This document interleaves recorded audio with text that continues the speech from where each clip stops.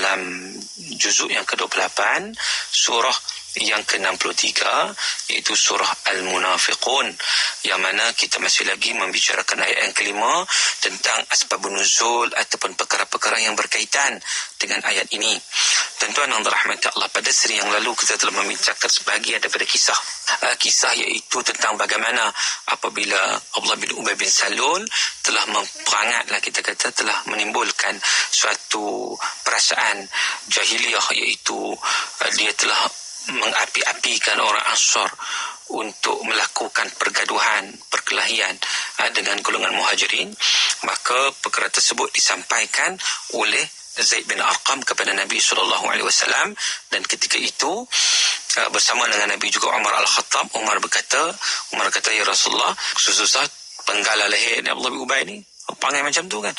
Tetapi Nabi SAW dengan tenangnya menyatakan, bagaimana kata orang nanti, ya Umar, mereka akan mengatakan Muhammad membunuh sahabatnya sendiri. Sebab orang terkenal, orang ingat Abdullah bin Ubay itu pengikut Nabi SAW, sebab dia solat belakang Nabi, nampak dia bersama dengan Nabi. Orang tak tahu bahawa dia ni munafik, kepala munafik yang merencanakan pelbagai rencana nak menghancurkan Islam, kesempatan Islam dan sebagainya.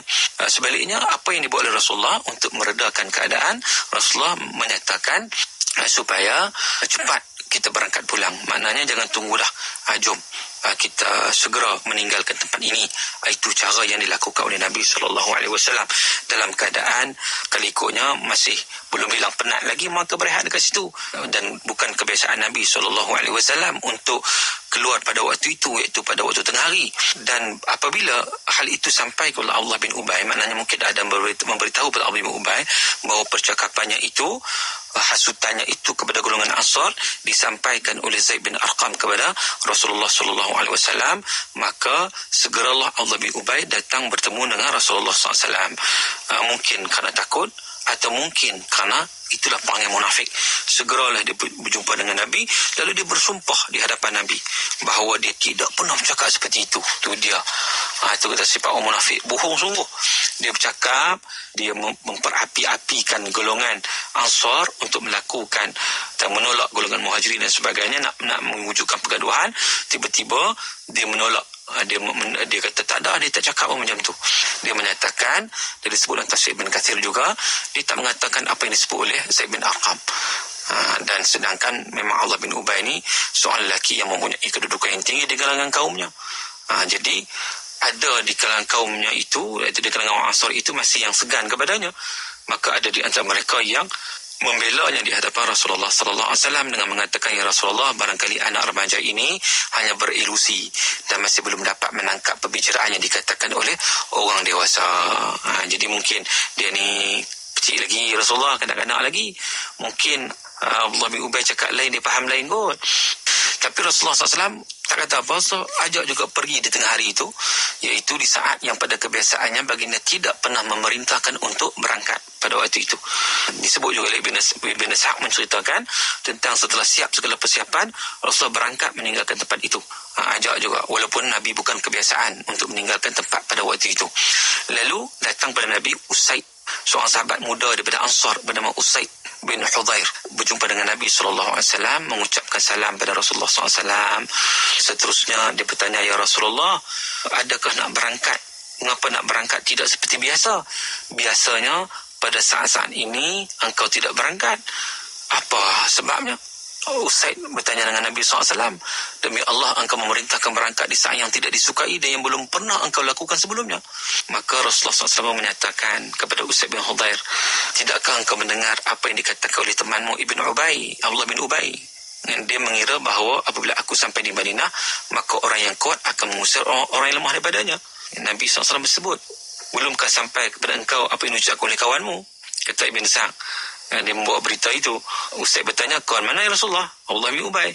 Apa ucapannya? Dia mengatakan, apabila dia telah kembali ke Madinah, maka orang yang mulia akan mengusir orang yang hina. Maknanya, mereka ini, golongan Ansar akan halau golongan Muhajirin.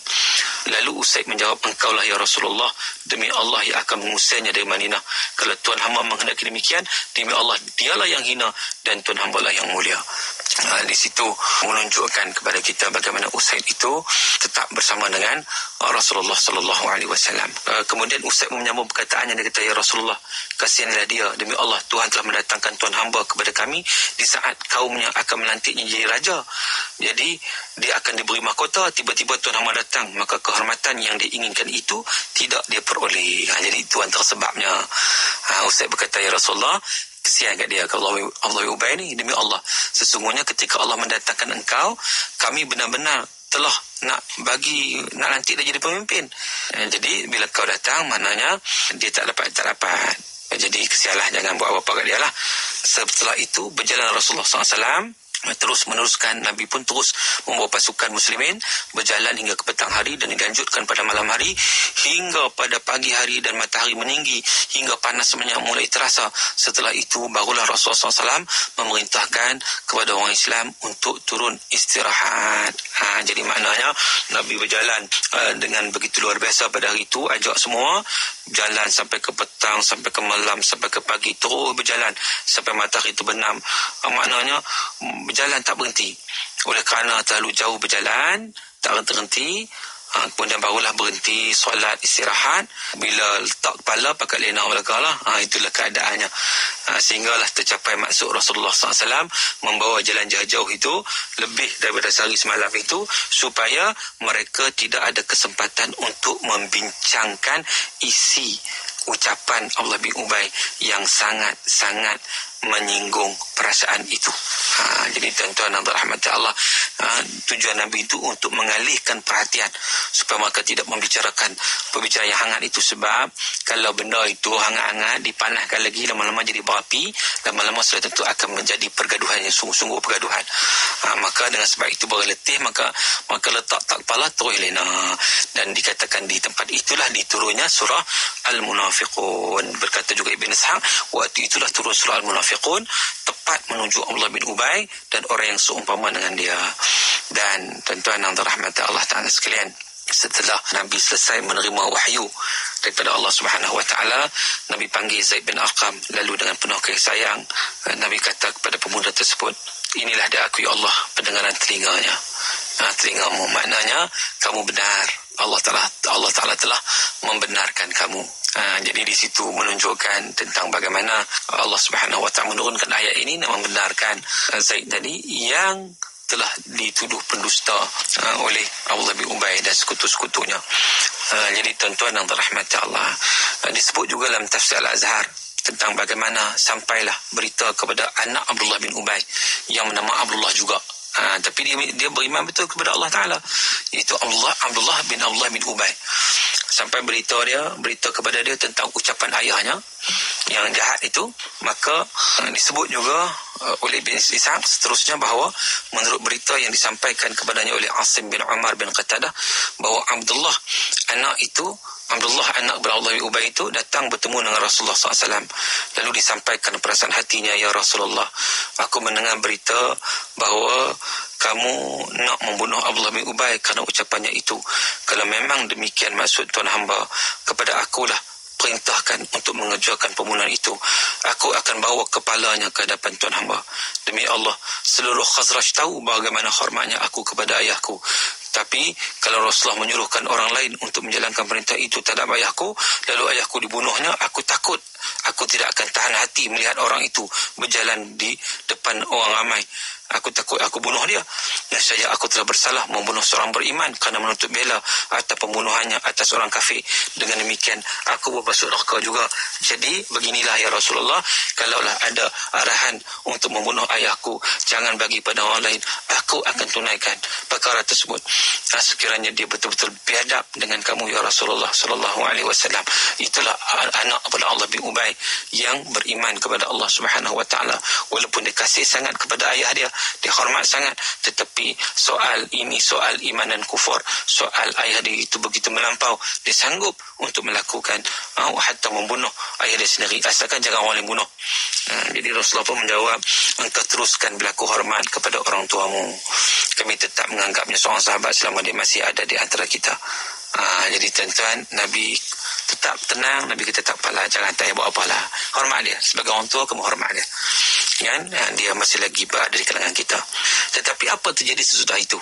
Disebut juga dalam tafsir Al-Azhar, di mana-mana saja orang berkumpul sampai kepada pembincangan tentang ucapan Abdullah bin Ubay, maka kaumnya yang tadi yang menghormatinya telah bertukar menjadi mencelanya, menyesalinya dan menghinakannya, sehingga kemana saja Abdullah bin Ubay pergi, mereka menunjukkan muka yang tidak senang. Maka berkatalah Rasulullah SAW kepada Umar bin Khattab, bagaimana pendapatmu sekarang hai Umar? Kalau aku kabulkan permintaanmu supaya dia dibunuh di waktu itu, nescaya akan bangunlah serentak membelanya sekalian orang yang menyesalinya, mencelanya dan memburukkannya sekarang ini. Iaitu orang yang kalau aku suruhkan mereka membunuhnya sekarang, mereka segera melakukan. Jadi itulah hikmah yang ada pada Rasulullah SAW. Dia tak tindakan terus, dia biarkan. Hatta orang yang hormat pada Allah bin Ubay pun, mereka sendiri meluat dengan Allah bin Ubay dengan caranya itu. Jadi Umar pun menyatakan, tahulah aku bahawasanya siasah yang dipakai Rasulullah itu lebih besar berkatnya daripada apa yang aku fikirkan. Tuan-tuan yang dirahmati Allah Ta'ala sekalian, selanjutnya menurut riwayat daripada Akrimah daripada Ibn Zaid, setelah orang ramai kembali ke Madinah berduyun, maka Allah berdiri di muka pintu kota Madinah dengan pedang turnus. Tiap-tiap orang yang lalu di hadapannya dibiarkan berlalu dengan tidak ditegurnya. Abdullah bin Ubay, anak Abdullah bin Ubay lah, dia diri dekat muka pintu kota Madinah. Tiap-tiap orang lalu dia biar, dia tak kata apa. Tetapi setelah dilihat ayahnya sendiri yang datang dan bermaksud nak masuk ke dalam kota melalui pintu itu, Abdullah menegur, mundur, patah balik. Dan tercengang ayahnya Abdullah bin Ubay ni. Dia kata, apa yang terjadi? Mengapa engkau larang aku masuk? Mengapa engkau suruh aku patah balik?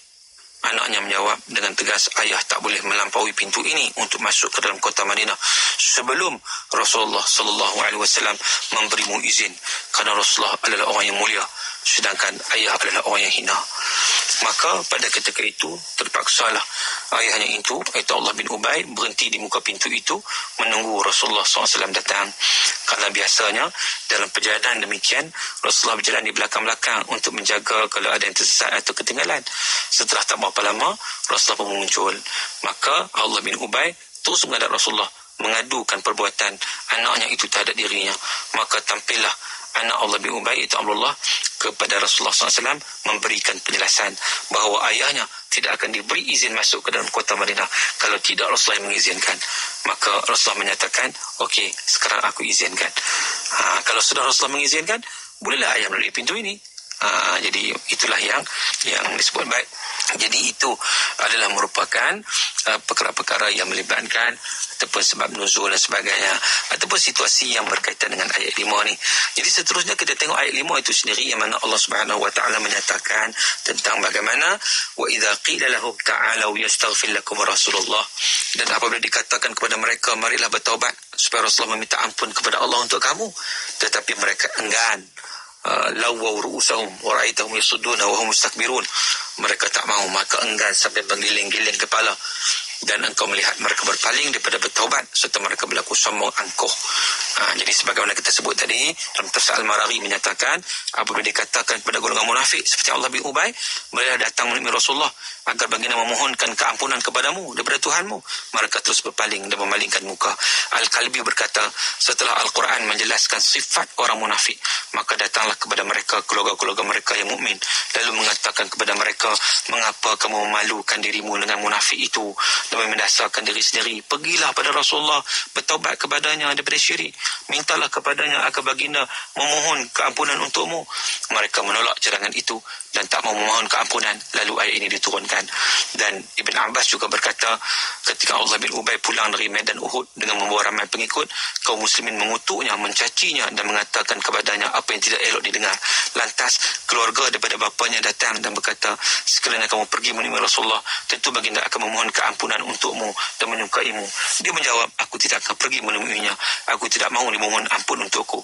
Lantas dia memalingkan kepalanya, lalu ayat ini diturunkan. Jadi tuan-tuan, itu juga kita lihat bagaimana selok belok yang berkaitan dengan ayat kelima ini.